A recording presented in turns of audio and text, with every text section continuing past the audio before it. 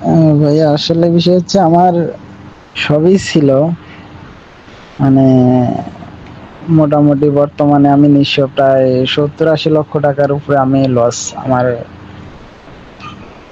একটু ব্যবসা প্রতিষ্ঠানও ছিল, তো বর্তমানে অনেক টাকার মতো আমি দেনা। কয়েকদিন আগে ভাই আসলে এমন একটা সিচুয়েশন যে সুসাইড ছাড়া পথ ছিল না। তো আল্লাহ এই সবকিছুর মালিক আসলে।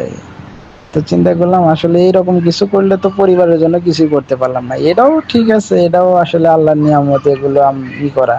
তো আমার কথা হচ্ছে আমার দ্বারা যদি আরেকজন লোক বেঁচে থাকে, তো এটাই মনে করি বেটার। ঠিক আছে, তো যদি সো হয় তাহলে দেখেন আপনি মাঝখান থেকে করে যদি ওনারও উপকার হয়, কারণ একটা দিয়েও তো মানুষ স্বাভাবিকভাবে চলতে পারে।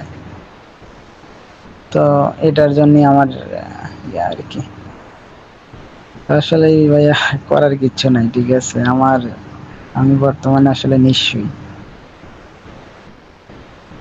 আমার মোটামুটি ভালো অ্যামাউন্টের একটা ব্যাংক লোন আছে। ঠিক আছে,